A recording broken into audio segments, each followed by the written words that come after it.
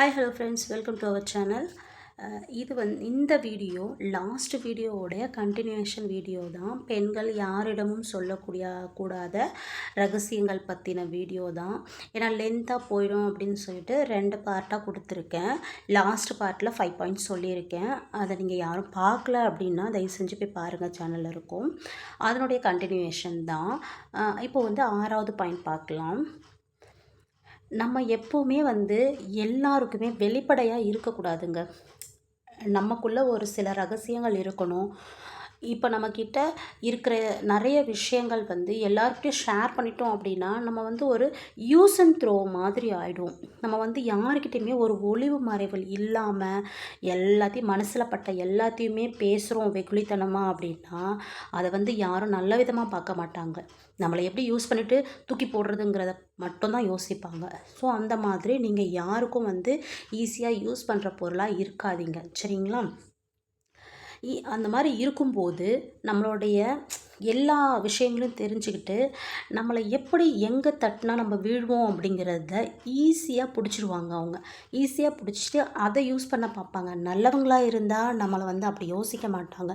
நம்ம எப்படா வீழுவோம் அப்படின்னு நினைக்கிறவங்களுக்கு இது ஒரு ஈஸியான ஒரு ஆயுதமாக மாறிடும். ஸோ நம்ம யாருக்கிட்டையுமே வெளிப்படையாக இருக்கக்கூடாது. நமக்குள்ள ரகசியங்கள் இருக்கணும்.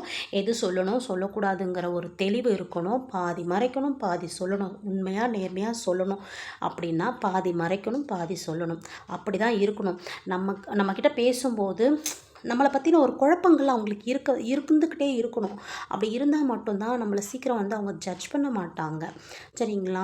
நம்மளை ஈஸியாக ஜட்ஜ் பண்ணிட்டாங்க அப்படின்னா நம்மளை ஈஸியாக அவங்க ஓவர்டேக் பண்ணி போயிடுவாங்க. அப்படி இல்லைன்னா நம்மளை கீழே தள்ளிட்டு போயிட்டே இருப்பாங்க. ஸோ நம்ம யார்கிட்ட பேசினாலும் நம்மளோட ஃபேஸ் ரியாக்ஷன் எப்போவுமே சிரித்த மாதிரியே இருக்கணும் அப்படின்னு நினச்சோன்னா அது நமக்கு செட் ஆகாது. நம்மளை ஈஸியாக ஏமாற்றிட்டு போயிடுவாங்க. ஏன் அப்படின்னா இது என்னோடய லைஃப்பில் நடந்த ஒரு விஷயமாக தான் நான் சொல்கிறேன். யாருக்கிட்ட பார்த்தாலும் எனக்குள்ளே 1000 கஷ்டங்கள் இருக்கும். ஆனால் யாரையாவது பார்க்கும்போது நான் சிரிச்சிட்டு தான் பேசுவேன். அது ஒரு நல்ல குவாலிட்டி, நல்ல ஒரு விஷயம் கூட. ஆனால் அது நல்லவங்க கிட்ட ஓகே, பட் நமக்கு ஆப்போசிட்டாக இருக்கிறவங்க கிட்ட அது வேலைக்கு ஆகாது. ஆனால் ஆப்போசிட்டாக இருக்கிறவங்க நமக்கு தெரிஞ்சிட்டா தான் நமக்கு ஈஸியாச்சு. நமக்கு தெரியாது, நம்ம கூடவே இருப்பாங்க, நம்ம சுற்றி தான் இருப்பாங்க, நமக்கு கண்ணுக்கு நல்லவங்களாக தான் தெரிவாங்க. ஆனால் அவங்க நமக்கு ஆப்போசிட்டாக தான் இருப்பாங்க. ஸோ அந்த மாதிரி இருக்கிறவங்க கிட்ட நம்ம வெளிப்படையாக இருந்துட்டோம் அப்படின்னா அவங்களுக்கு நாம் ஈஸி டார்கெட் ஆகிடுவோம். ஸோ அந்த மாதிரி இல்லாமல் எப்போவுமே ஃபேஸை ஒரு ஸ்ட்ரிக்டாக வச்சுக்கிட்டு எந்த நேரத்துக்கு எப்படி பேசணும், எப்படி ரியாக்ட் பண்ணணுங்கிறத நம்ம அனலைஸ் பண்ணிக்கிட்டு பாதி சொல்லணும், பாதி மறைக்கணும். இதை ஞாபகத்தில் வச்சுக்கோங்க. அடுத்தது 7வது பாயிண்ட் என்ன அப்படின்னு பார்த்திங்கன்னா, கடந்த கால கசப்பான விஷயங்கள். கண்டிப்பாக நம்மளுடைய வாழ்க்கையில் கடந்த காலத்தில் நிறைய கசப்பான விஷயங்கள் இருக்கும். நிறைய இல்லைனாலும் அட்லீஸ்ட் 1 2வது இருக்கும். அதை நம்ம கண்டிப்பாக அதை க்ளோஸ் பண்ணிடணும். அதை திரும்ப திரும்ப யோசிச்சுட்டு அதுக்கு நம்ம உயிர் கொடுத்துட்டு இருக்கக்கூடாது, சரிங்களா? கசப்பான விஷயங்கிறது மறந்துடணும். அதை நம்ம நினச்சோம் அப்படின்னா அதுக்கு உயிர் கொடுத்து நம்ம தேவையில்லாத பிரச்சனைகளுக்குள்ளே போய் முழுகிடுவோம், சரிங்களா? இப்போ யார்கிட்டயாவது பேசுகிறீங்க அப்படின்னா நம்ம கடந்த காலத்தில் நடந்த இந்த விஷயம் இப்படி இருந்துச்சு, அப்படி இருந்துச்சு, எனக்கு இப்படி ஆச்சு அப்படி ஆச்சுன்னா அதனால் ஒன்றும் நமக்கு இப்போ நடக்க போகிறதில்ல, சரிங்களா? அதனால் நமக்கு ஒரு பிரயோஜனமும் இல்லை. ஆனால் அதை சொல்கிறதுனால நமக்கு ஒரு ரிலாக்ஸ்ன்னு நினச்சி நம்ம சொல்லுவோம். அதுவே நமக்கு பெரிய பிரச்சனையாக முடியும். ஒன்று நம்ம மனதளவில் இருக்கும், இல்லை உடம்பளவில் இருக்கும், இல்லை ஸோ இருக்கிற ரிலேஷன்ஷிப்பில் இல்லை ஃபேமிலிக்குள்ளே பிரச்சனைகளாக முடியும். கடந்த கால கசப்பான விஷயங்கள் அப்படின்னும்போது அது நம்ம வீட்டில் ஏதாவது ஒரு ஆக்சிடெண்ட் நடந்திருக்கலாம், ஒரு டெத் நடந்திருக்கலாம், இல்லை லவ் ஃபெயிலியர் நமக்கே நடந்திருக்கலாம். ஸோ நம்ம வீட்டில் ஏதாவது ஒரு சின்ன சின்ன பிரச்சனைகள் இல்லை பெரிய பிரச்சனைகள் அந்த மாதிரி இருக்கலாம். மறக்கணும்னு நினைக்கிற விஷயத்த மறந்துடணுங்க. அது திரும்பவும் கொண்டு நம்மக்கிட்ட தெரிஞ்சவங்களுக்கு, நம்ம ஃப்யூச்சரில் வர ஃப்ரெண்ட்ஸுக்கிட்ட அந்த மாதிரிலாம் சொல்லிகிட்டு இருந்தோம்னா அது நமக்கு பிரச்சனைகளை மட்டும்தான் கொடுக்குமே தவிர நமக்கு ஒரு சொல்யூஷனையோ அதனால் ஒரு நல்லதோ நமக்கு நடக்க போகிறது கிடையாது, சரியா? கசப்பான விஷயம் அப்படின்னா அதை போட்டு புதைச்சிடணும், சரிங்களா? அது திரும்ப வெளியில் வரவே கூடாது. அதுக்கு உயிர் கொடுக்கறது, உரம் போடுறது அதெல்லாம் பண்ணவே கூடாது. அதை கசப்புனாவே போட்டு அதை அப்படியே மூடிடணும், சரிங்களா? அந்த மாதிரி பண்ணிக்கோங்க. திரும்ப தோண்டி கிளறாதீங்க. ரொம்ப முக்கியமானது அந்தரங்க வாழ்க்கை. இது எல்லாருக்குமே சூட் ஆகுமான்னு கேட்டிங்கன்னா கண்டிப்பாக சூட் ஆகாது. ஆனால் இது சூட் ஆகுறவங்களும் இருப்பாங்க. ஸோ அந்த மாதிரியான பிரச்சனைகளும் நிறைய பெண்களோ இல்லை ஆண்களோ வந்து மாட்டிக்கிட்டு தவிக்கிறவங்களும் இருக்க தான் செய்கிறாங்க. நம்ம பாஸ்ட் லைஃப்பில் ஏதாவது ஒரு ரிலேஷன்ஷிப்போ இல்லை லவ் ஃபெயிலியரோ அந்த மாதிரி ஏதாவது ஒன்று இருக்க செய்யும். அதை வந்து தயவு செஞ்சு அது வந்து பாஸ்ட் இஸ் பாஸ்ட், அவ்வளோதான். அதை மூடிடுங்க. அதை வந்து திரும்ப நமக்கு நினைவுகளில் வரவே கூடாது. நம்ம ஒரு லைஃப்குள்ளே வந்துட்டோம் அப்படின்னா அந்த லைஃப் மட்டும்தான் நமக்கு. தயவு செஞ்சு அதை வந்து திரும்ப நினச்சிக்கிட்டு இருக்கிறத வந்து கெடுத்துக்க கூடாது. ஸோ அதை வந்து குழி தோண்டி புதைச்சிடுங்க. அதுக்கு வந்து உரம் போட்டு தண்ணி ஊற்றி அதுக்கு உயிர் கொடுக்கறதெல்லாம் பெரிய முட்டாள்தனம். அதை வந்து தயவு செஞ்சு யாரும் பண்ணாதீங்க. அது மன உளைச்சலை கொடுக்கும், குடும்பத்தில் பிரச்சனைகளை கொடுக்கும், அது நம்ம வந்து வேறு இடத்துல கொண்டு போய் நிறுத்திடும். ஸோ அந்த மாதிரி அதை அதை வந்து நம்ம 4 பேர் நம்ம ஃப்ரெண்ட்ஸ் கிட்ட சொல்கிறோம், நம்ம புதுசாக லைஃப்பில் வரவங்க கிட்ட சொல்கிறோம், ஷேர் பண்ணுறோம், நான் இப்படி அப்படின்னு. அதெல்லாம் தயவு செஞ்சு பண்ணாதீங்க. அதை க்ளோஸ் பண்ணிவிடுங்க. இந்த மாதிரியான விஷயங்களில் ஒரு சிலர்லாம் மாட்டிக்கிட்டு முடிச்சிட்ருக்குறாங்க. அந்த மாதிரியான விஷயங்களை புதைச்சிடுங்க. தயவு செஞ்சு ஞாபகத்தில் கொண்டு வராதிங்க. ப்ரெசண்ட்டில் என்ன லைஃப் இருக்கோ அதை சந்தோஷமாக வாழுங்க. அதில் என்னெல்லாம் சந்தோஷத்தை நமக்கு கிடைக்கிது, நம்ம எப்படி சந்தோஷமாக வாழலாம், அதை எப்படி என்ஜாய் பண்ணலாம் அப்படிங்கிறத மட்டும் கான்சென்ட்ரேட் பண்ணுங்கள். நடந்து முடிஞ்சதை தயவு செஞ்சு ஞாபகத்துக்கு கொண்டு வராதிங்க. அதை யாருக்கிட்டையும் ஷேர் பண்ணவே பண்ணாதீங்க, சரிங்களா? அது செத்துப்போன ஒரு விஷயம். அதுக்கு உயிர் கொடுத்து அதை யார்கிட்டையாவது ஷேர் பண்ணிங்கன்னா டோட்டல் லைஃப் காலி ஆகிடும். ஸோ தயவு செஞ்சு அதை பண்ணாதீங்க. செய்த தான தர்மம் நம்ம வந்து இப்போ எங்கேயா ஏதாவது ஆசிரமமோ இல்லை இல்லாதவங்களுக்கு கொடுக்கறதோ அந்த மாதிரி நல்ல விஷயங்கள் நம்ம பண்ணுவோம். கண்டிப்பாக எல்லாருமே பண்ணணும். நம்மளால் முடிஞ்சது பெருசாக ஆகணும்னு இல்லாமல் நம்மளால் முடிஞ்சது கண்டிப்பாக எல்லாருமே தான தர்மம் பண்ணணும். அப்படி தான தர்மம் பண்ணுறத வந்து சொல்லி காட்டுறது, சரிங்களா? அது வந்து ஒரு யூஸே இல்லாத ஒரு விஷயம்.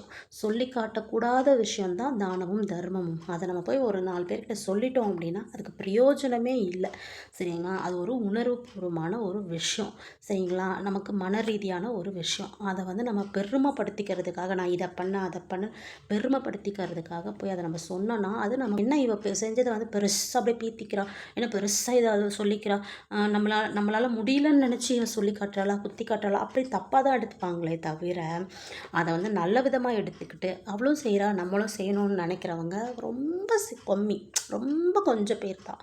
அது யாரும் நம்ம கண்டுபிடிச்ச ஒருத்தராக போய் நம்ம சொல்ல முடியாது. ஸோ அதனால் நம்ம அதை வந்து சொல்லி பிரயோஜனம் இல்லை, அதுக்கான பலன் நமக்கு கிடைக்காது, சரியா? அதை வந்து நம்ம மனசு திருப்திக்காகவும் நம்மளுடைய குடும்பத்துக்காகவும் நாம் பண்ணக்கூடிய ஒரு விஷயம். அதை யாருக்கிட்டையும் சொல்லாதீங்க. லாஸ்ட் ஒன்று, உங்களுடைய பலவீனம் ரொம்ப முக்கியமான ஒரு விஷயங்க. எல்லா பெண்களுக்கும் ரொம்ப ஒரு முக்கியமான விஷயம். நம்மளுடைய பலவீனம் யாருக்குமே தெரியக்கூடாது, இன்க்ளூடிங் நம்மளுடைய லைஃப் பார்ட்னருக்கு கூட அது தெரியக்கூடாது. அப்படி தெரிஞ்சிருச்சு அப்படின்னா நம்ம அவங்களுக்கு ஒரு ரொம்ப யூஸ் பண்ணக்கூடிய ஒரு ஆளாக தான் மாறிடுவோம், சரிங்களா? நம்மளுக்கு வந்து நம்மளோட பலவீனத்தை தெரிஞ்சுக்கிட்டு நமக்கு சப்போர்ட் பண்ணுறவங்க ரொம்ப குறைவு. ஸோ அது வந்து நம்ம யார்கிட்டையும் எதிர்பார்க்கக்கூடாது. அதனால் நம்ம வந்து சொல்லாமல் இருக்கிறது பெஸ்ட்டு, சரிங்களா? உங்களை ஈஸியாக வந்து கீழே தள்ளுற ஒரு ஆயுதம் பலவீனம், சரிங்களா? நம்மளுடைய பலவீனம் என்னங்கிறது யாருக்குமே தெரியக்கூடாது, நம்மளுக்கு மட்டும்தான் தெரியணும். நமக்கும் நம்மளை படைச்ச கடவுளுக்கு மட்டும்தான் நம்மளோட பலவீனம் தெரியணும், சரிங்களா? அவ்வளோ சீக்கிரத்தில் யாருக்கிட்டையும் சொல்லிடாதீங்க. அப்படி சொல்லிட்டீங்க அப்படின்னா நம்ம கூடவே இருப்பாங்க. ஏன்னா நம்ம கூட இருக்கிற யார் நல்லவங்க கேட்டவங்க நமக்கு தெரியாது. ஸோ அப்படி இருக்கிற பட்சத்தில் நம்ம பலவீனம் தெரிஞ்சிடுச்சுன்னா நம்மளை ஈஸியாக ஓவர்டேக் பண்ணி போயிடுவாங்க. அப்படின்லாம் கீழே தள்ளி மிதிச்சுட்டு போய்கிட்டே இருப்பாங்க. நம்மளை வந்து ஈஸியாக நம்மளை கஷ்டப்படுத்துவாங்க. சின்ன விஷயத்துக்கு கூட நம்மளை கஷ்டப்படுத்துவாங்க.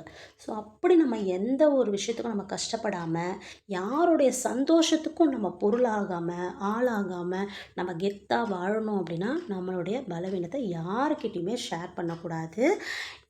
தயவு செஞ்சு திரும்பவும் சொல்கிறேன், இந்த மாதிரி நான் 2 வீடியோ கொடுத்துருக்கேன்.